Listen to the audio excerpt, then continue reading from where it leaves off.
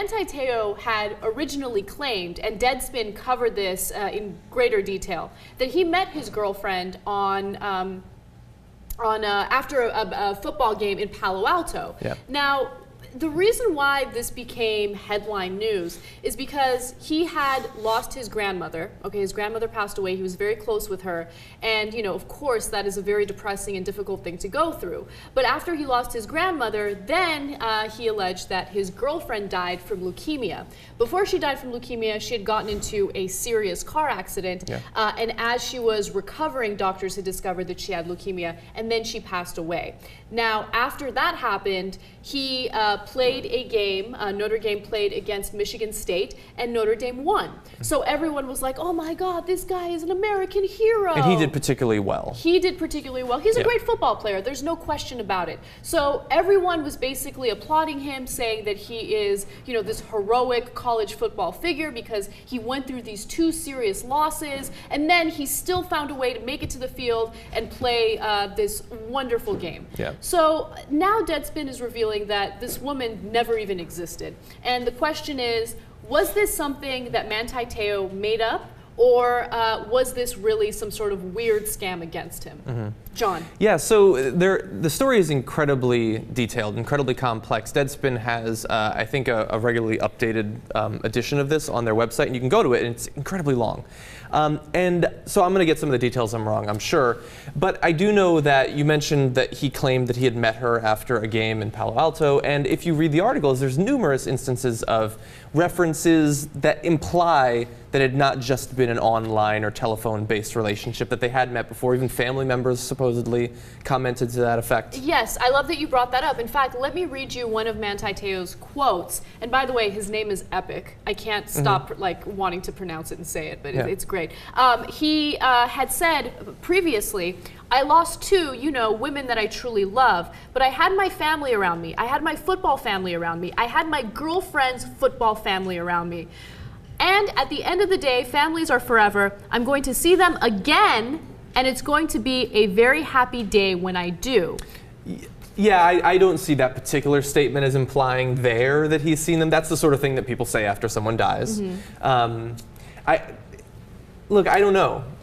I don't like, the one part about this that I don't like, and this is going to end up looking silly when we find out that he'll eventually admit that he had been faking it, probably, I imagine anyway, is that people are saying, well, it was just an online relationship. How could he love her? Like, that means it's got to have been a fake or something.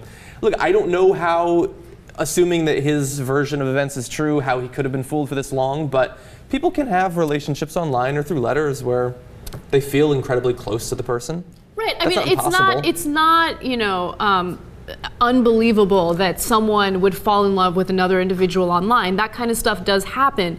But it's just strange that he had been on the record saying that he had met her in person, that he had spent time with her in person. And then all of a sudden, this relationship went from being a face-to-face personal experience to, oh, it was just an online romance. And it turns out that that online romance never even existed, right? That it wasn't actually another woman, you know, on the internets. It was actually just, you know, somebody playing a friend of his. Yeah.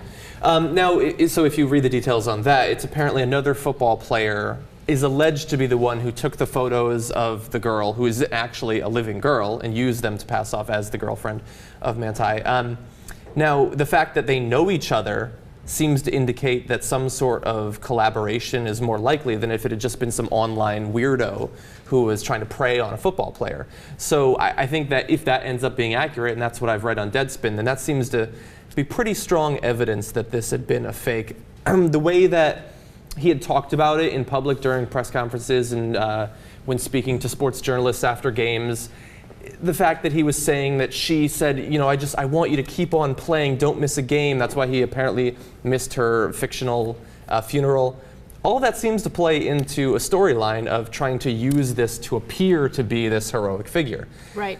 And look, if it turns out that he really believes it, I'm going to feel awful for all of these things, but I have to go based on the evidence that we have, and that's the way I would read it. Right, and this story is still developing, so I'm sure by the time you guys watch this on YouTube, there will be more details to this story. I got some new findings that came out today, actually. He did an interview with Notre Dame November 13th.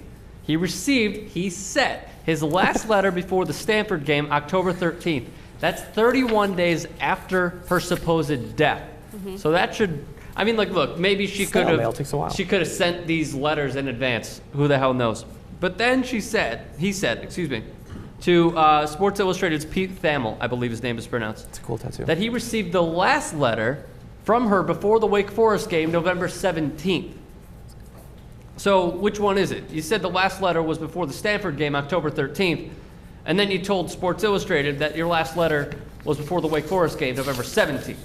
And then he found out on December 6th that, well, she's not real, and he got a call. And then he said December 8th, voluntarily, he kept feeding into this hoax that she existed prior to the Heisman Trophy award, the awards show. So he went on with it, even though he knew that it didn't exist anymore. Okay, Justice Ricky has provided evidence on this case, and I think that it might be fair to do a TYT Supreme Court on this story.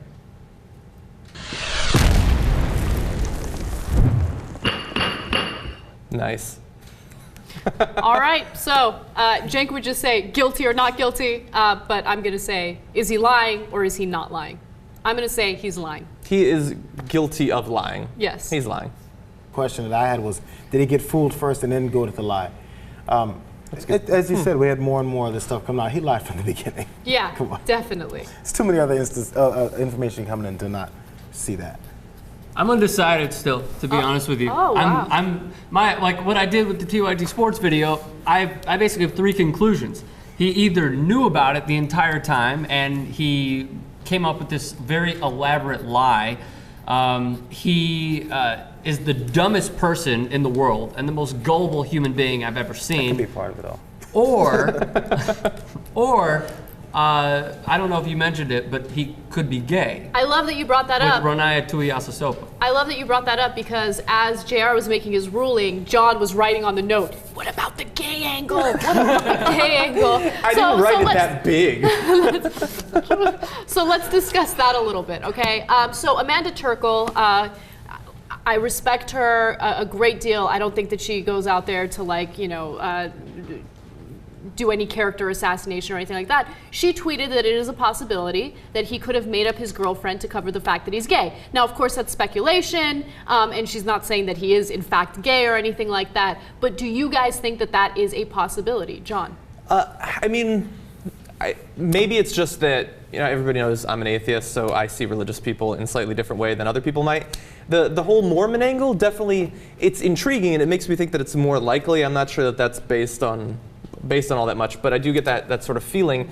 The thing that would make me believe that that's probably not the case, that it's more about the fame and the potential money and the Heisman or the draft or something like that, is if you wanted to just do it for the purposes of hiding the fact that you're gay, you would just be like, yeah, I have a girlfriend, she's great. You wouldn't make up a Twitter account and have Instagram and make it so complicated. I know. Just don't say, we have a private relationship, we don't want to talk about it. Did he spend more time practicing football or finding fake pictures of some woman that he could use? And who was the woman or that he just took find pictures a girl. of?